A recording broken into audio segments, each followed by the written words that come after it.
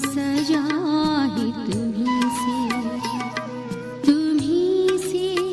रोशन मेरा जहां, तुम्ही से रोशन मेरा जहां, तुम्हारे सिवा मेरा कौन यहाँ।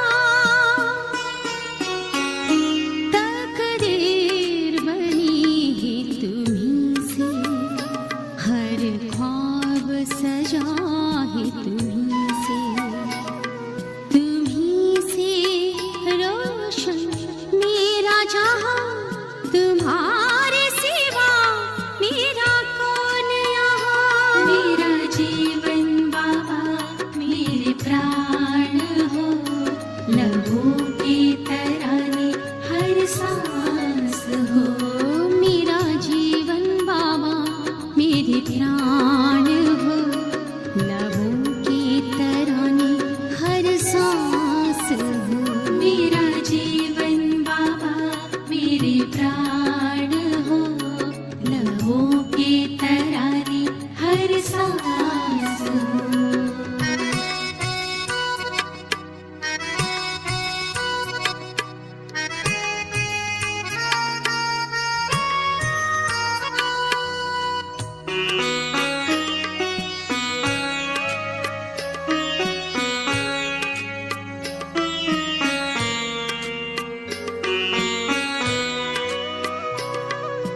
तुम बिन ना गुजरे ये लम्हे सांसों के, हर मंजर महकता तुम्ही से आँखों के।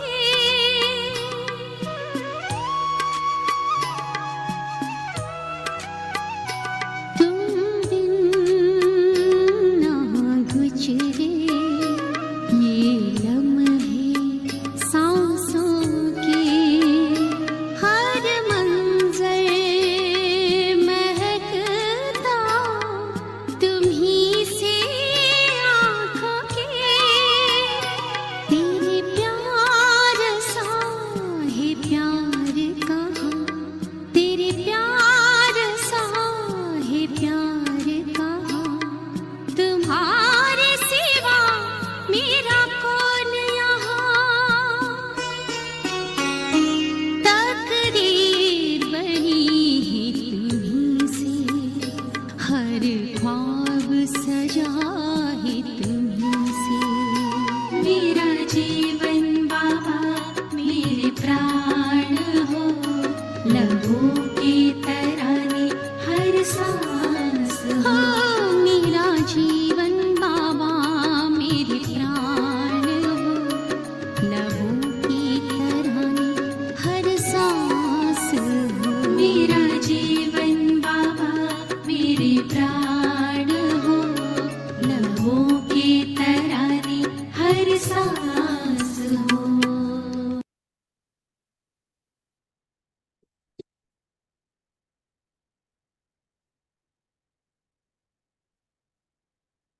ओम शांति।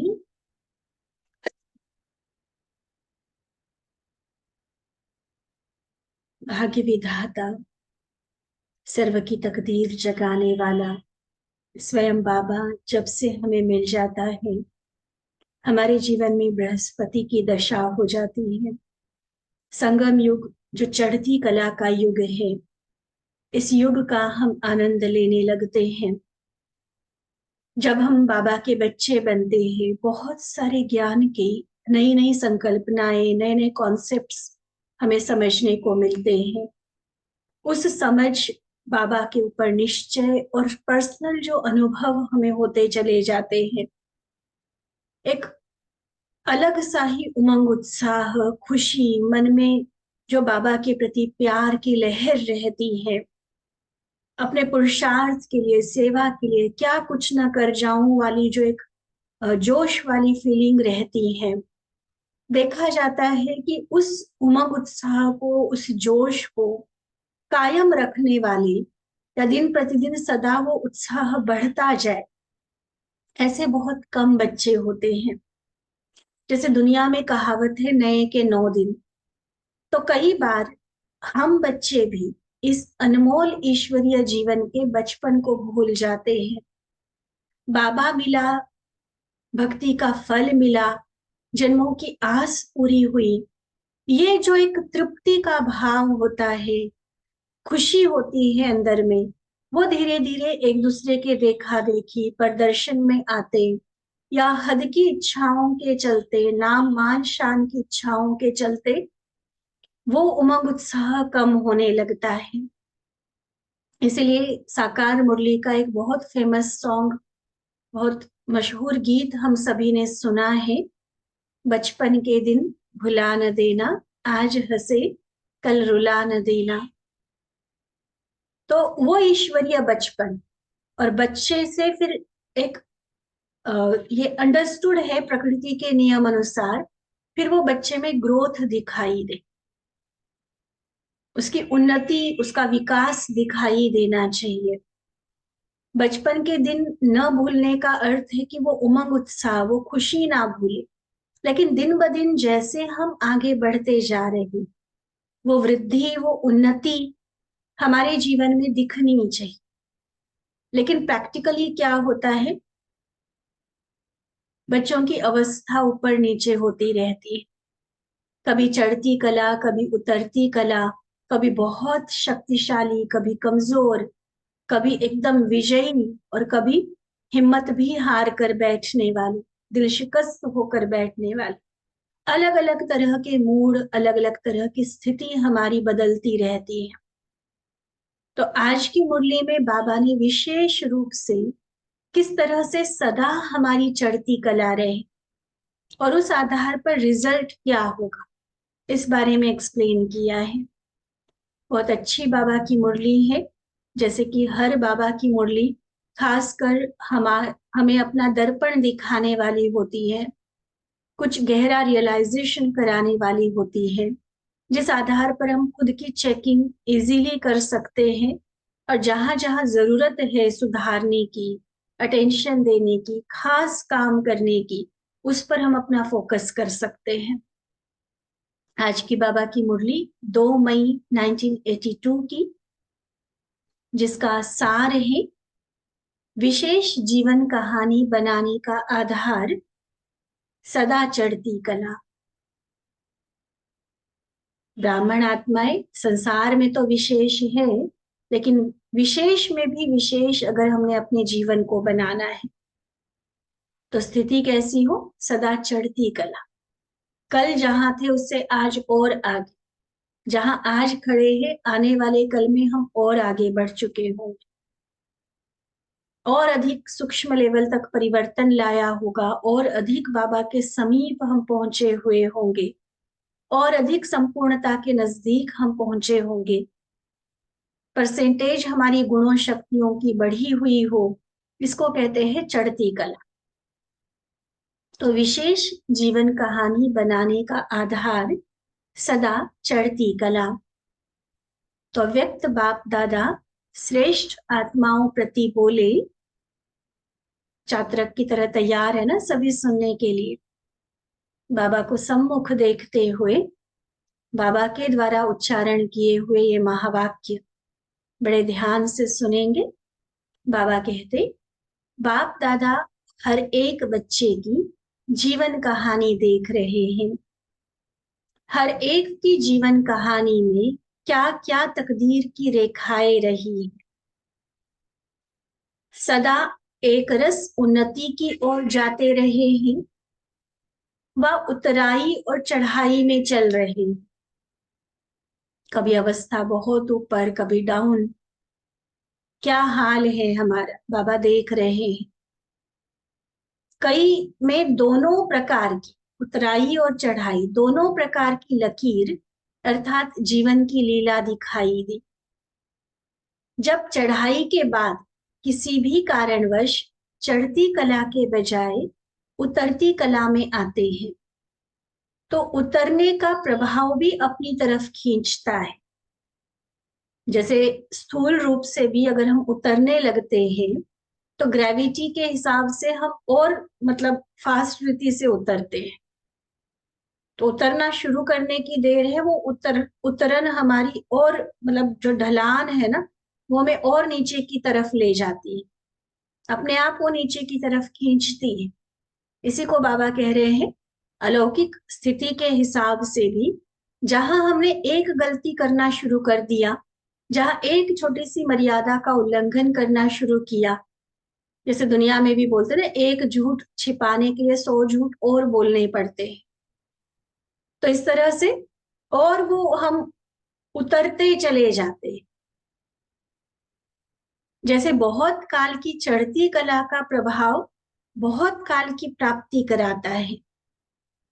सहज योगी जीवन वाले सदा बाबा के समीप और साथ की अनुभूति करते हैं, सदा स्वयं को सर्व शक्तियों में मास्टर समझने से सहज स्मृति स्वरूप हो जाते हैं। ये बहुत काल के अभ्यास की रिजल्ट होती है, जो हम सहज बाबा की याद में टिक सकते हैं, सहज रीति हर प्राप्ति हर शक्ति का हम अनुभव कर सकते हैं। वो सहज क्यों हुआ? क्योंकि बार बार प्रैक्टिस की, बहुत काल तक प्रैक्टिस की। तो जैसे अच्छी बातों की बहुत काल की प्रैक्टिस हमारे जीवन को प्रभावित करती है, वो हमारे संस्कार में, हमारे सबकॉन्शियस में चला जाता है, बिना सोचे बिना प्लान किए भी आसानी से ऑटोमेटिकली हम उसी हिसाब से चलते रहते हैं। कोई भी परिस्थितियां व परीक्षाएं आते हुए भी सदा अपने को विघ्न विनाशक अनुभव करते हैं।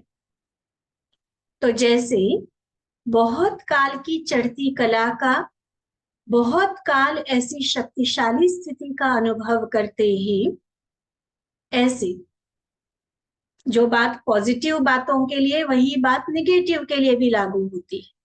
चढ़ती कला का बहुत टाइम तक अभ्यास किया है तो वो रिजल्ट में दिखाई देता है, ऑटोमेटिक आत्मा की स्थिति वैसी ही रहती। लेकिन अगर उतरने लगेंगे, तो जैसे चढ़ती कला के बाद अगर उतरती कला हो गई, तो स्वतः और सहज ये अनुभव नहीं होते। वही अनुभव बाबा के प्यार का, शक्ति का, प्राप्ति का, जो हमें आसानी से हो रहा था, उतरने लगेंगे तो उसमें मुश्किल लगने लगेगा, उसमें मेहनत करनी पड़ेगी। विशेष अटेंशन, विशेष मेहनत करने के बाद फिर यह अनुभव होते हैं। सदा चढ़ती कला अर्थात सदा सर्व प्राप्ति को पाई हुई मूर्ति, जो पाना था सो पा लिया, इस अनुभूति में टिकी हुई आत्मा, इसको कहेंगे चढ़ती कला। और चढ़ने के बाद उतरने और फिर चढ़ने वाले, वो क्या हाल हो गया? जैसे गवाई हुई वस्तु को फिर पाने वाले, ऐसे उतरने चढ़ने वाली आत्माएं अनुभव करती है। जैसे मान लो हम बाबा के बच्चे बने, बहुत खुशी छा गई जीवन में, फिर कहीं मान लो कहीं तेरे मेरे की या नाम मान शान की इच्छाओं में आते, या किसी संस्कार से हार खा के मान लो थोड़ी उतरती कला हो गई, तो वो खुशी लेवल या तो कम हो गया या खत्म हो गई। अब दोबारा हम कोशिश कर रहे हैं कि अब हम चढ़े, तो मिली थी खुशी गवाई, और गवाकर फिर अब उसको पाने की कोशिश कर रहे हैं। चढ़ती कला का अनुभव है, मिल गया, सब कुछ मिल गया, पा लिया। और चढ़ने के बाद उतरने में आएंगे, फिर चढ़ने की कोशिश करेंगे, तो गवाई हुई चीज को फिर पाने की कोशिश। ऐसे उतरने चढ़ने वाली आत्माएं अनुभव करती है कि पाया था लेकिन फिर खो गया, और पाने के अनुभवी होने के कारण फिर से उसी अवस्था को पाने बिना रह भी नहीं सकते, है ना। ये भी बाबा बहुत सही, और हमारे जीवन में जो प्रैक्टिकल अनुभव की बात है वो बाबा कह रहे। मान लो एक बार हमने उस अतीन्द्रिय सुख का अनुभव कर लिया, बाबा के प्यार में मग्न होने का उस अवस्था का अनुभव कर लिया, बाबा से शक्ति लेकर किसी कार्य में कैसे सहज सफलता मिलती है वो अनुभव कर लिया। अब मान लो उतरती कला हो भी गई, चलो कारण की चर्चा हम नहीं करते, जिस भी कारण से उतरती कला हो भी गई, लेकिन उतरने के बाद भी वो वाले अनुभव जो सुंदर सुंदर हमने किए हुए हैं, आत्मा फिर से उसके लिए ललचा जाती। शुद्ध लोभ है ये, लेकिन वो फिर से उस चीज को पाना चाहती, उसके बिना रह नहीं सकती। और इसलिए विशेष अटेंशन देने से फिर से अनुभव को पा भी लेते हैं। बाबा कोई उनको रिजेक्ट नहीं करता है कि उतरे क्यों, अब मैंने नहीं कराना। दोबारा कोई गिर के संभल रहा है ना, तो फिर अनुभव कर सकते हैं। लेकिन सदा काल और सहज लिस्ट की बजाय अब वो दूसरे नंबर की लिस्ट में आ जाते हैं। एक थी अखंड लकीर चल रही, एक है उतरने चढ़ने के कारण बीच में थोड़ा खंडित हो गई, लकीर टूट गई कहेंगे, या थोड़ा सा मोड़ आ गए, उसमें सीधी स्पष्ट लकीर नहीं रही ना, तो नंबर तो बदल गया। नंबर 1 उनको कहेंगे जो सदा सहज आसान अनुभव करके सदा स्मृति स्वरूप सदा चढ़ती कला में, थोड़ा चढ़े फिर उतरे फिर चढ़े, तो फिर वो दूसरे नंबर। उनको फिर पास विद ऑनर नहीं कहा जाएगा, वह पास होने वालों की लिस्ट में आ जाते। फिर भी बाबा फिर भी उनको हिम्मत देते, कोई बात नहीं बच्चे, कोई बात नहीं, गिर गए थे, लेकिन बाबा फिर कहते कि चलो संभल कर फिर आगे। फिर भी पहले नंबर को तो खो दिया ना, और तीसरे नंबर की तो बात स्वयं ही सोच सकते हो। उतर गए तो फिर चढ़ने का नाम ही नहीं लेंगे, वो हार के बैठ जाएंगे। तो खुद सोच सकते हो कि उनकी जीवन कहानी क्या हो। तो आप में से किसी को तीसरा नंबर तो नहीं बनना है ना, नहीं बनना है ना। चलो दूसरे में अभी हो सकता है हमारी स्थिति हो, लेकिन लक्ष्य तो पहले नंबर में पहुंचने का है, तीसरे वाले तो नहीं हो ना कोई। बाबा कहते अपनी जीवन कहानी को सदा उन्नति की ओर बढ़ने वाली, सर्व विशेषताओं संपन्न, सदा प्राप्ति स्वरूप ऐसा श्रेष्ठ बना। अभी अभी ऊपर अभी अभी नीचे, व कुछ समय ऊपर कुछ समय नीचे, ऐसे उतरने चढ़ने के खेल में कहीं सदा का अधिकार छोड़ नहीं देना। बाबा तो हमें सदा चढ़ती कला में सदा उन्नति की ओर आगे से आगे बढ़ते हुए देखना चाहते हैं। और अगर बीच में हमारी ये उतरती चढ़ती कला रहेगी, तो बाबा कहते फिर सदा का अधिकार भी खो देंगे। आज बाप दादा सभी की जीवन कहानी देख रहे थे, हम सुनाए नहीं सुनाए, वो जानी जाननहार एक पल में सबकी जीवन कहानी देख सकता है, जान सकता है। तो बाबा ने तो देख लिया, अब हम अपने आप को देखकर बाबा की इस बात का जवाब अपने मन में खुद देंगे। बाबा पूछते सदा चढ़ती कला वाले कितने होंगे और कौन होंगे। अपने को तो जान सकते हो ना कि मैं किस लिस्ट में हूं। चलो दूसरों का नहीं भी मान लो, हमें देखना नहीं है हमें, लेकिन खुद को तो देखना है ना कि पहले नंबर में हूँ दूसरे नंबर में हूँ। मैं अपने आप को कौन से नंबर में रख सकती हूँ। क्योंकि देखो उतरने की परिस्थितियां परीक्षाएं तो सबके सामने आती है। इतना बड़ा इम्तिहान पास करके इतना बड़ा पद लेना है, और हम सोचे कि परीक्षाएं ना आए, परिस्थितियां ना आए, ऐसा होगा नहीं।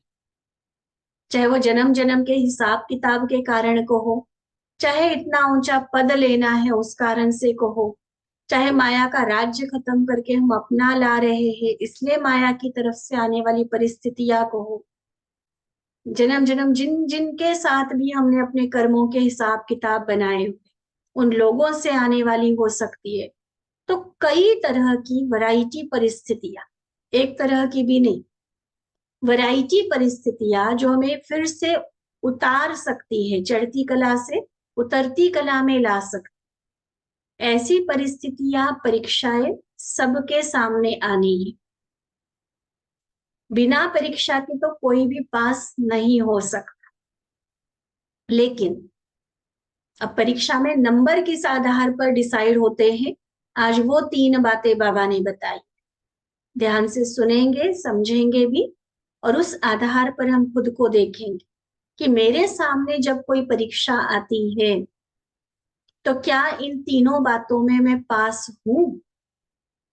जैसे कोई भी तरह की कॉम्पिटिशन्स होती है ना, मान लो भाषण की वो है, कंपटीशन है, प्रतियोगिता है, तो उसमें वो कुछ मायने रखते हैं कि उसकी बॉडी लैंग्वेज कैसी है, कंटेंट कैसा है, बोलने का तरीका कैसा है, कॉन्फिडेंस कितना है, उस आधार पर उसकी नंबरिंग होती। ऐसे कोई डांस की प्रतियोगिता है, कंपटीशन है, तो उसके चेहरे के हाव भाव कैसे है, म्यूजिक के साथ ताल वो कितना मेल खा रहा है, फिर कितना खुशी से वो कर रहा है या उस भाव को व्यक्त कर रहा है, ये सारी चीजें देखकर फिर उसको नंबर दिए जाते। सीधा सीधा नंबर वाली बात नहीं होती कि 10 में से इतने दे दी, 10 में से भी 2 नंबर किसको, 2 नंबर किसको, ये सारा होता है। तो ऐसे ये जो चढ़ती और उतरती कला वाली बात है, फर्स्ट नंबर या सेकंड नंबर में आने वाली बात है, ये भी 3 बातों के आधार पर उसके नंबर मिले। कैसे पता चलेगा कि चढ़ती कला है या उतरती कला है या परसेंटेज है। पहली बात, पहली बात जिस आधार पर पता चलेगा फर्स्ट हूं या सेकंड नंबर में, परीक्षा में साक्षी और साथीपन की स्मृति स्वरूप द्वारा फुल पास होना, पास होना व मजबूरी से पास होना, इसमें अंतर हो जाता है।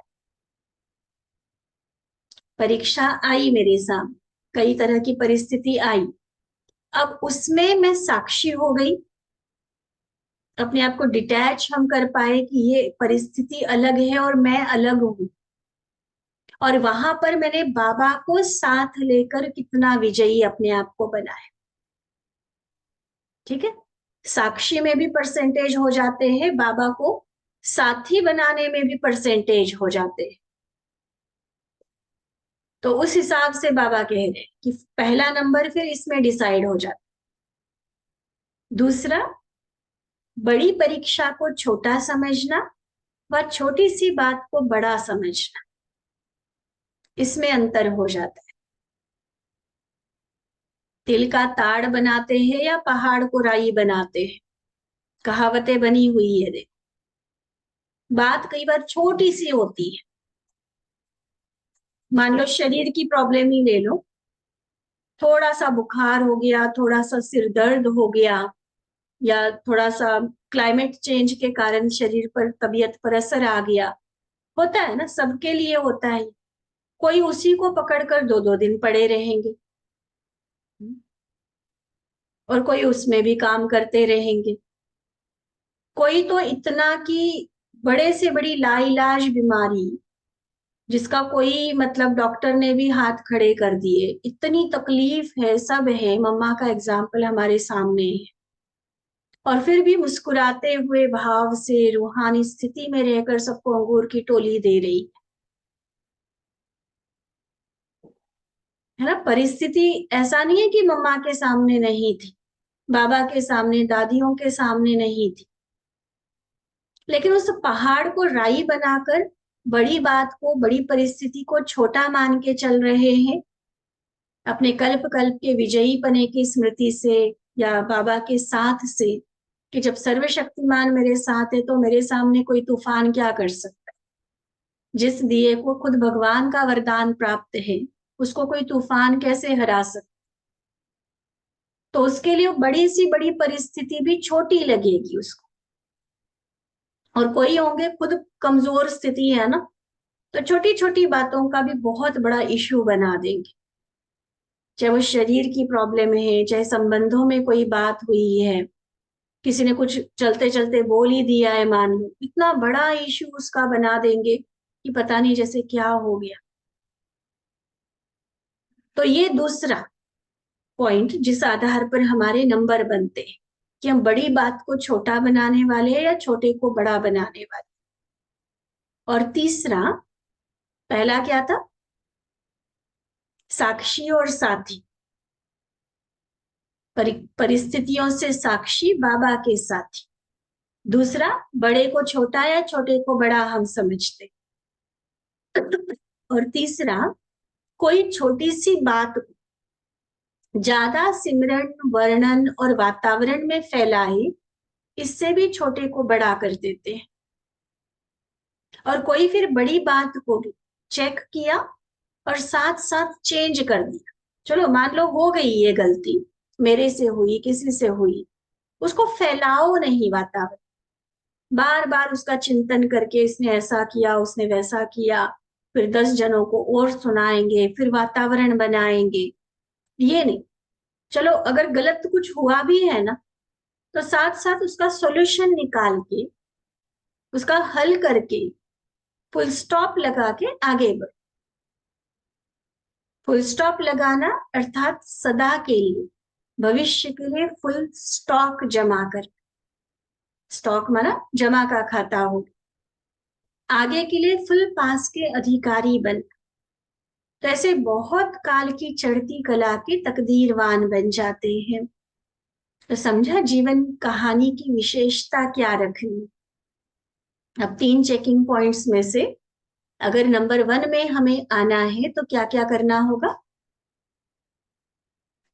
एक तो हर परिस्थिति में साक्षी बनेगा, ड्रामा का पाठ हम पक्का करें, बाबा को साथ लेकर चले, कंबाइंड होकर, अकेले नहीं। दूसरा, किसी भी परिस्थिति को, पेपर को, परीक्षा को, चाहे तूफान विकराल क्यों ना आ जाए परिस्थिति, उस बड़ी परिस्थिति को भी छोटा बनाना सीखो। और इसी से रिलेटेड तीसरा पॉइंट, कभी भी वर्णन चिंतन में नहीं जाओ परिस्थिति, फुल स्टॉप लगाना सीखो। जहां जरूरत है चेंज किया, बस बात खत्म, विस्तार में जाने की जरूरत ही नहीं है। अगर ऐसा हम अपने आप को बनाएंगे तो फर्स्ट नंबर में आए। तो समझा क्या क्या विशेषता रखनी है। इससे सदा आपकी विशेष जीवन कहानी हो जाएगी। जैसे कोई की जीवन कहानी विशेष प्रेरणा दिलाती, देखो बच्चों को, यूथ को खासकर, हम कहते हैं ना कि ऐसे बड़े बड़े लोगों की जो सफल हुए हैं, जो बहुत मेहनत करके ऊंचे मुकाम तक पहुंचे हैं, ऐसे लोगों की ऑटोबायोग्राफीज पढ़ो, उनकी जीवन कहानी पढ़ो, तो आपको भी प्रेरणा मिलेगी। आपको भी पता चलेगा कि कैसे कैसे संघर्ष करके कोई महान बना है। तो ऐसे बाबा कहते कि हमारी जीवन कहानी औरों के लिए इंस्पिरेशनल बन जाए, उनको प्रेरणा देने वाली बनेगी। तो जैसे किसी की विशेष जीवन कहानी विशेष प्रेरणा दिलाती है, उत्साह बढ़ाती, हिम्मत बढ़ाती है, जीवन के रास्ते को स्पष्ट करती है, ऐसे आप हर विशेष आत्मा की जीवन कहानी, हम कोई साधारण तो नहीं है ना, भगवान के चुने हुए रतन, तो हम हर एक विशेष आत्मा की जीवन कहानी अर्थात जीवन का हर कर्म अनेक आत्माओं को ऐसे अनुभव करा, मतलब जीवन के हमारी एक एक घटना औरों को भी प्रेरणा देने वाली बन जाए। सबके मुख से, मन से यही आवाज निकली कि जब निमित्त आत्मा यह कर सकती है, इनके सामने इतना पेपर आया, इनके सामने इतनी परीक्षा आई, तो भी ये चढ़ती कला में रह सकती है, तो हम भी करें।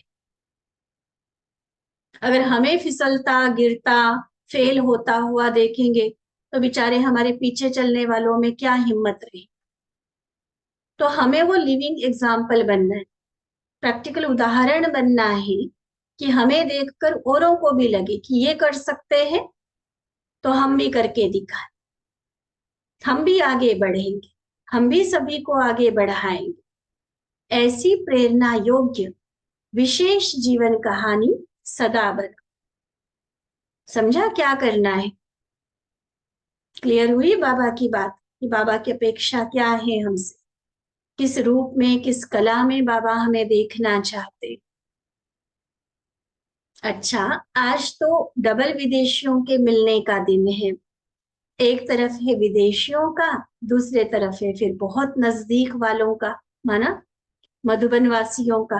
देखो मधुबन वासी बिल्कुल घर में ही बैठे, और विदेश वाले कहाँ कहाँ से, देखो कितने कितने हजारों मील का सफर करके बाबा के घर में पहुंचते हैं। तो दोनों का विशेष मिलन है। बाकी तो सब गैलरी में देखने के लिए भी आए हैं, इसलिए बाप दादा आए हुए बच्चों का रिगार्ड रख बाप दादा ने भी मुरली चलाई। अच्छा, आगे बाबा की ये मुलाकात है अलग अलग ग्रुप के साथ, जिसे हम नेक्स्ट क्लास में लेंगे। अभी बाबा का प्यार भरी याद याद प्यार सदा मिलन सीजन के सार को जीवन में लाने वाले विशेष इशारों को अपने जीवन का सदा काल का वरदान समझ वरदानी मूर्त बनने वाले। सुनना अर्थात बनना, मिलना अर्थात समान बनना, इसी स्लोगन को सदा स्मृति स्वरूप में लाने। कौन सा स्लोगन? सुनना अर्थात बनना, मिलना अर्थात प्रभु मिलन मना रहे ना, तो मिलना अर्थात उनके समान बनना। इसी स्लोगन को सदा स्मृति स्वरूप में लाने वाली स्नेह का रिटर्न, सदा निर्विघ्न बनाने का सहयोग देने वाला, सदा अनुभवी मूर्त बन सर्व में अनुभवों की विशेषता भरने वाले, ऐसे सदा बाप समान संपन्न श्रेष्ठ आत्माओं बाप दादा का याद प्यार और नमस्ते। हम रूहानी बच्चों की रूहानी बाप दादा को दिल व जान सिक व प्रेम से नमस्ते नमस्ते नमस्ते। अच्छा, ओम शांति।